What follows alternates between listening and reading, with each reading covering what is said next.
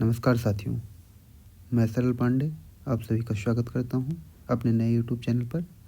आज हम सभी लोग क्लास 10th के ज्योग्राफी के first chapter resource and development पर चर्चा करेंगे और हम लोग समझेंगे कि कैसे ये चैप्टर इम्पॉर्टेंट है, कैसे रिसोर्सेस एनवायरनमेंट में अवेलेबल हैं, ह्यूमन उनके साथ कैसे इंटरेक्ट करता है और कैसे उन चीज़ों को अपने यूज में लाता है और अपना डेवलपमेंट करता है। तो इन सब चीज़ों को हम आज इस चैप्टर में पढ़ेंगे। हम इसमें रिसोर्स पढ़ेंगे, लैंड डिग्रेडेशन पढ़ेंगे, सॉइल टाइप पढ़ेंगे, सस्टेनेबल डेवलपमेंट पढ़ेंगे और हम इन सब चीज़ों को समझेंगे, जिससे कि जो हमारे एग्ज़ाम पॉइंट ऑफ व्यू से बहुत ही ज़्यादा इम्पॉर्टेंट है। जैसे पहला टॉपिक आपका जो है रिसोर्स एंड डेवलपमेंट, उसी का ये पहली हेडिंग है रिसोर्सेस।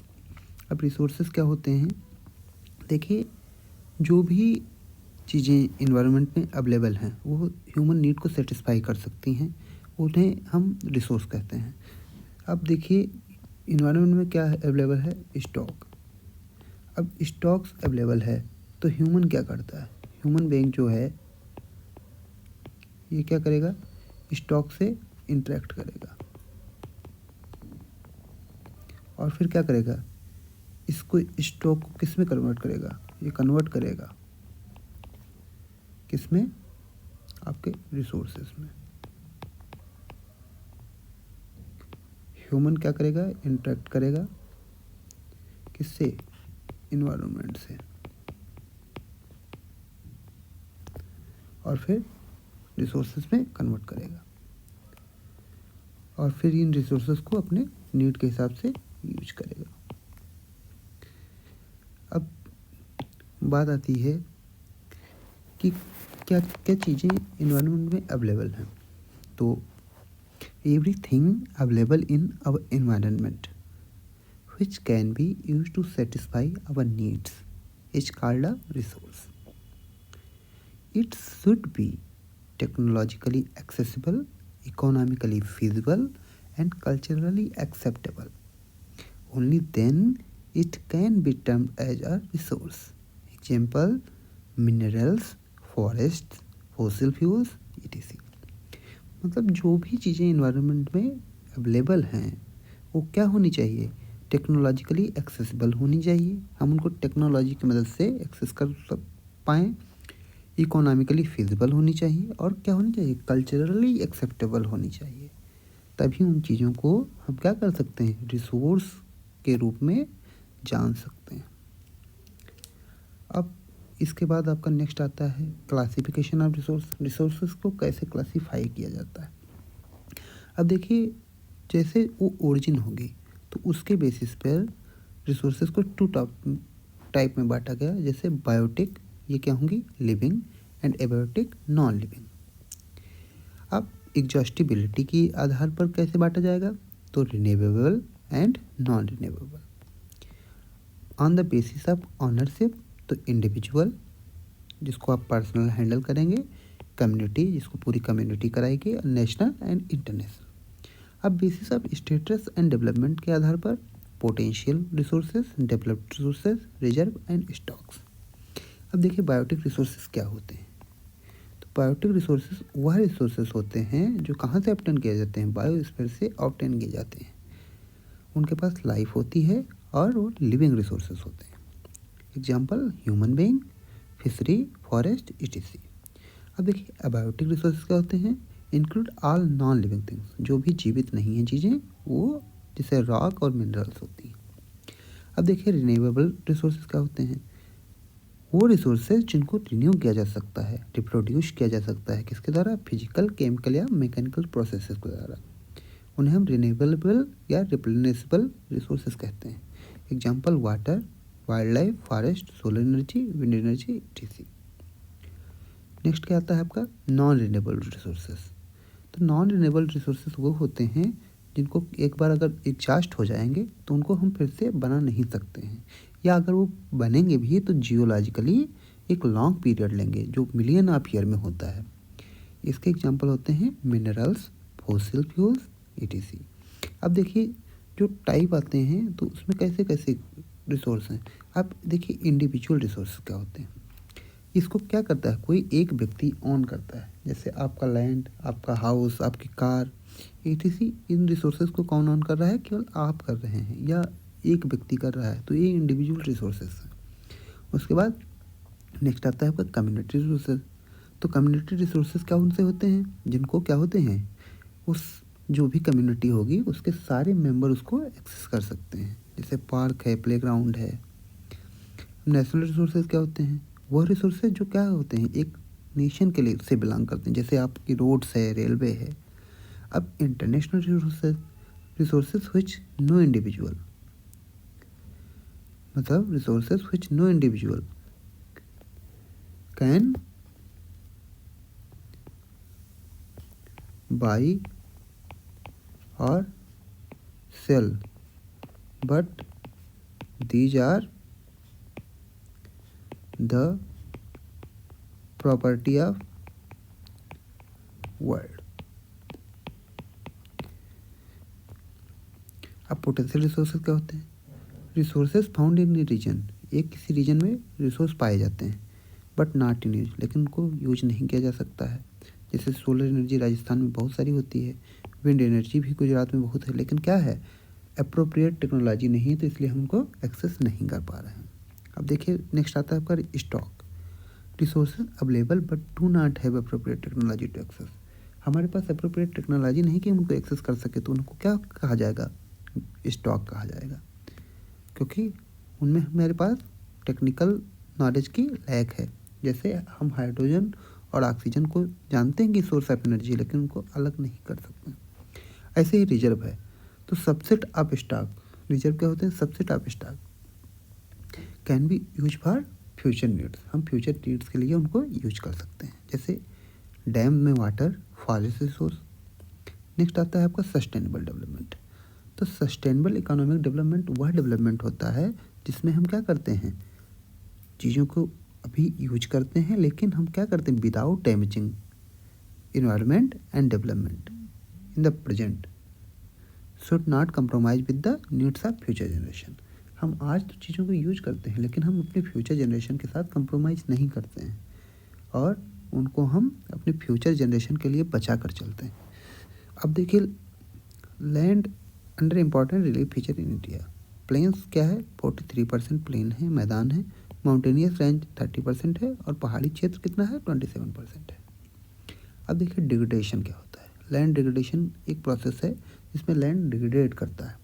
उसमें क्या है, continuous use of land, land का लगातार यूज किया जाता है एक लंबे समय तक, तो क्या होता है, अब विदाउट टेकिंग अप्रोप्रिएट मेजर, हम अप्रोप्रिएट मेजर टेक नहीं करते हैं कि जिससे उनको कंजर्व या मैनेज किया जा सके। अब देखो measure to solve problem of land degradation, अब लैंड डिग्रेडेशन की प्रॉब्लम को सॉल्व करने के मेजर कौन कौन से हैं, तो इनमें मेजर कौन कौन से हैं, अफॉरेस्टेशन, हम पेड़ों को फिर से लगाएंगे, proper management of grazing up to control over grazing, हम प्रॉपर मैनेजमेंट करेंगे कि ताकि पशु एक जो क्षेत्र है उसमें लगातार बहुत ज़्यादा ग्रेजिंग तो नहीं कर रहे हैं, जिससे कि मिट्टी का क्षरण हो सके। प्लांटिंग ऑफ शेल्टर बेल्ट, हम शेल्टर बेल्ट पे प्लांटिंग करेंगे, पहाड़ी क्षेत्रों में भी प्लांटिंग करेंगे। स्टेबलाइजेशन ऑफ सैंड डून, हम सैंड डून्स के को स्टेबलाइज करेंगे, और उस पर क्या करेंगे, थॉर्नी बुशेस को ग्रोन करेंगे, जो भी कांटेदार कटीले चीज़ें हैं उनको ग्रोन करेंगे। कंट्रोल ऑफ माइनिंग एक्टिविटी, हम जो भी माइनिंग एक्टिविटी हैं उनको कंट्रोल करेंगे। एवॉइड ओवर इरिगेशन, जैसे देखिए पंजाब और हरियाणा की क्या बात है कि वहाँ ओवर इरिगेशन की वजह से बहुत सारी लैंड डिग्रेडेशन होता है, तो उससे क्या करेंगे, हम ओवर इरिगेशन को भी रोकेंगे। ओवर यूज ऑफ फर्टिलाइज़र, जो फर्टिलाइज़र का बहुत ही ओवर यूज होता है उसको कम करेंगे, जिससे कि सॉइल की जो नेचुरल पावर है वो रिटर्न कर सके, रिवाइव कर सके, और हम पेस्टिसाइड का यूज कम करेंगे। अब देखिए पोटेंशियल रिसोर्सेज, वो रिसोर्सेज हैं found in region but not in use, example solar energy in Rajasthan and wind in Gujarat. अब देखिए स्टॉक क्या है, ये हम कर चुके हैं।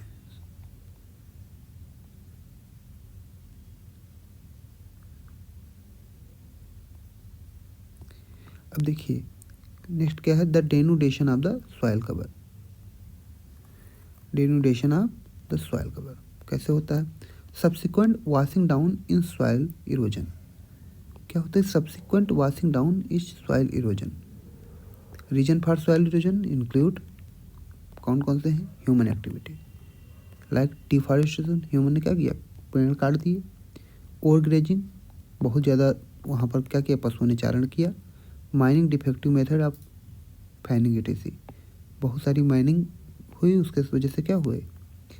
उनके सॉइल में डिफेक्ट आया। नेचुरल फोर्सेस लाइक विंड की वजह से भी होता है।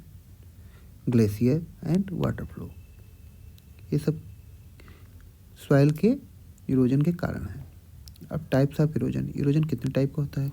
एक गुली इरोजन होता है, एक सीट इरोजन होता है। गुली इरोजन में क्या होता है? जो रनिंग वाटर होता है वो कट कर देता है क्ले को और गहरे चैनल बना लेता है, जिनको हम गुली कहते हैं। The running water cuts through the clay soil and makes deep channels known as गुलीज। और इसकी वजह से क्या होता है? जो लैंड होता है वो बैड लैंड में बदल जाता है, जैसे चंबल बेसिन में सच लैंड एज रिवेनाइज। अब सीट इरोजन क्या होता है? जब टॉप सॉइल जो है वो लार्ज एरिया में वास्ट अवे हो जाती है तो क्या होता है? उसको सीट इरोजन कहते हैं। व्हेन टॉप सॉइल और large area is washed away it is known as sheet erosion. और इसके प्रिवेंट करने के मेथड क्या हैं? सॉइल इरोजन को हिली एरिया में प्रिवेंट करने के कौन कौन से मेथड हैं? Ploughing along the control line, control line के चारों तरफ हमको क्या करना चाहिए? उसके अलोंग प्लाविंग करनी चाहिए, कंट्रोल प्लाविंग। और फिर टेरेसेस कल्टीवेशन, जो पहाड़ों पे क्या ऐसे ऐसे टेरेस बना के, तो यहाँ पर मिट्टी से बना दिया, यहाँ बना दिया, तो इस पर प्लांट लगाएंगे तो मिट्टी नीचे नहीं जाएगी। स्ट्रिप फार्मिंग करेंगे एंड शेल्टर बेड्स का निर्माण करेंगे, यहाँ शेल्टर बेड पे प्लांट लगा देंगे। अब देखिए नेक्स्ट क्या आता है आपका? Soil and it type. अब सॉइल और उसके टाइप्स कौन कौन से होते हैं? देखिए एलुवियल सॉइल, एलुवियल सॉइल कौन सी है? जो भी आपकी पर्वतीय नदियाँ हैं, जैसे हिमालयन रिवर सिस्टम जो है, गंगा, इंडस, यमुना, इन तीनों नदियों ने क्या किया? नॉर्थ का प्लेन बनाया, इसको उत्तरी गंगा का मैदान कहते हैं। तो एलुवियल सॉइल क्या है? ये किस में होती है? इस दो टाइप की होती है, एक खादर, एक बांगर। खादर जो नई वाली मिट्टी होती है और बांगर जो पुरानी हो जाती है। इसमें क्या होता है कि बहुत ज़्यादा पोटेंशियल होता है ग्रो करने का। इसमें सबसे ज़्यादा मात्रा में क्या पाई जाती है? पोटेशियम और पोटास प्लस लाइम।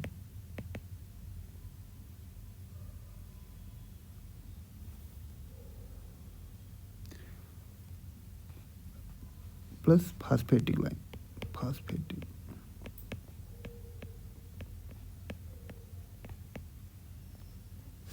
अब entire northern plain are made of alluvial soil. पूरा उत्तर भारत का जो मैदान है वो किसके द्वारा बनाया गया? एलुवियल सॉइल के लिए। Also found in eastern coastal plain, जो क्या है? ईस्टर्न कोस्टल प्लेन में भी पाया जाता है, particularly in the delta of the Mahanadi, Mahanadi के डेल्टा में, the Godavari, the Krishna and the Kaveri river. Fertile soil therefore fit for agriculture purpose. ये क्या होती है? फर्टाइल सॉइल एग्रीकल्चर पर्पज के लिए फिट होती है। Regions of alluvial soil are intensively cultivated and densely populated. ये बहुत घने बसे होते हैं और क्या हैं? ये सबसे ज़्यादा इन पे इंटेंसिव कल्टीवेशन होता है। रिच इन पोटास, इसमें पोटास पाई जाती है, फास्फोरिक एसिड पाया जाता है and lime, which are ideal for the growth of sugarcane, paddy, wheat and cereal and pulse crops।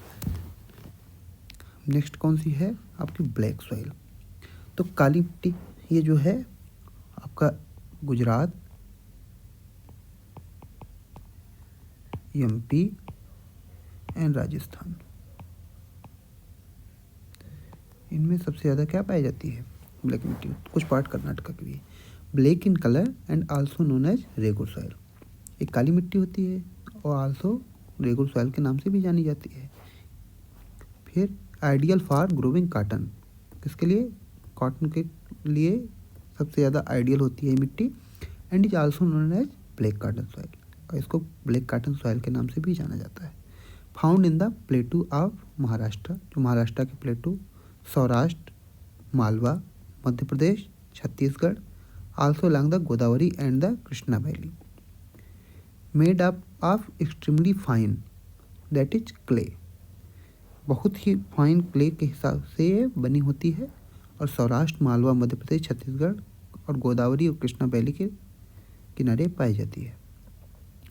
Well known for their capacity to hold moisture, इसमें क्या होता है काली मिट्टी में, ये बहुत देर तक मॉइस्चर को होल्ड करके रखती है, जिसकी वजह से इसमें कॉटन बहुत अच्छी मात्रा में पैदा होता है। और इसमें क्या होता है, कैल्शियम कार्बोनेट बहुत ज़्यादा मात्रा में होता है, मैग्नीशियम, पोटास और लाइम में भी ये रिच होती है। अब नेक्स्ट है आपकी रेड एंड येलो सॉइल। लाल और पीली मिट्टी कौन सी है? Found in areas of low rainfall, जहाँ पर बहुत कम वर्षा होती है उन क्षेत्रों में पाई जाती है। Eastern and southern part of the Deccan प्लेटू, Deccan plate के ईस्ट में और साउथ में क्या है, रेड और येलो सॉइल पाई जाती है। कुछ पार्ट में उड़ीसा के, छत्तीसगढ़ के, southern part of middle Ganga plain में और वेस्टर्न घाट के कुछ जोन में पाई जाती है। ये रेडिश कलर में डेवलपमेंट होती है क्योंकि इसमें आयरन की कमी होती है और क्रिस्टलाइन मेटामॉर्फिक रॉक से बनी होती है।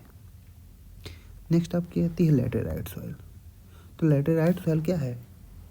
ये जहाँ पर बहुत ज़्यादा टेम्परेचर होता है और बहुत ही ज़्यादा मात्रा में बरसात होती है, जैसे कर्नाटक, केरला, तमिलनाडु, मध्य प्रदेश और hilly area, Odisha and Assam, तो वहाँ पर क्या होती है, लैटेराइट सॉइल पाई जाती है।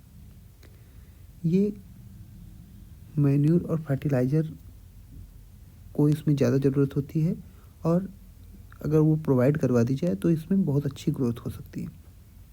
इसमें ह्यूमस कंटेंट लो होता है क्योंकि जो डिकम्पोजर होते हैं बैक्टीरिया, वो किसके हाई टेम्परेचर की वजह से डिस्ट्रॉय हो जाते हैं, तो इसलिए लैटेराइट सॉइल की उत्पादक क्षमता कम हो जाती है क्योंकि उसमें ह्यूमस बिल्कुल ख़त्म हो जाता है। अब नेक्स्ट आता है आपका एरिड सॉइल। एरिड सॉइल कौन सी होती हैं? जो वेस्टर्न पार्ट ऑफ राजस्थान में पाई जाती हैं।